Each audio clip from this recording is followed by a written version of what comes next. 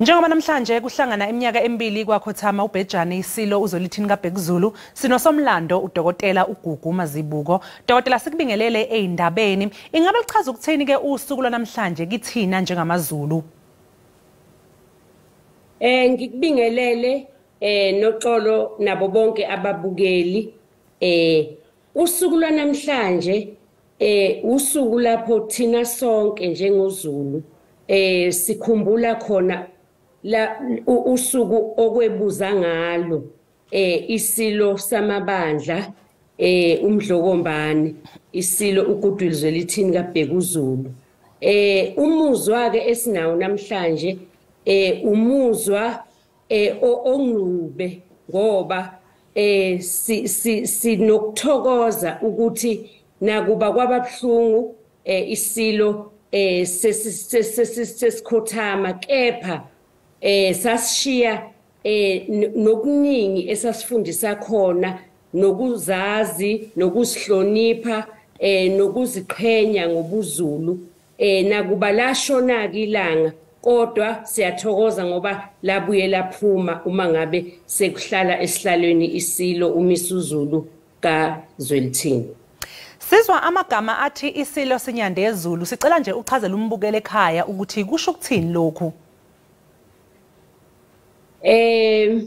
Ngesikhathi sisaphila besikhuluma ngengonyama ngeSilo ngobayede kodwa njengamanje njengoba sesendele sesisandulele sadlulela komunye kwesinye isigaba sayongena kwezinye inyandezulu kusho ukuthi ke njengoba sesiyisilo esesikhotheme sesiyinyandezulu.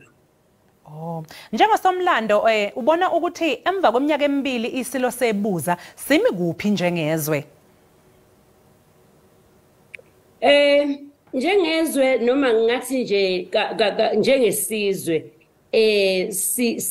njengamanje ilanga njengoba ngike ngachaza ukuthi seliphumile njengamanje sesibheke iSilo uMisuzulu kaZwelithini ukuthi njengoba esehleli esihlalweni eseqalile futhi wazenza inkulumo ezikhombayo ukuthi usethatha manje isizwe ubheke phambili naso aze asivezele ngisho nombono anawo ngesizwe ukuthi yini ahlose ukuthi akuzuze ahlose ukuthi isizwe sigcile kona ahlose ukuthi yena ngokubambisana nohulumeni bazokwenza kuphi ukuze isizwe kube ngesiphumelelayo. Okunye ke futhi engathi sikubhekile njengamanje sibheke ukuthi isizwe sihaqwe kakhulu inkinga ezithinta ukuhlukunyezwa nokubulawa kwabantu besifazane, inkinga eziningi ekhona emphakathini, ukweba, ukungabi khona kwentuleka kwamathuba emisebenzi nendlala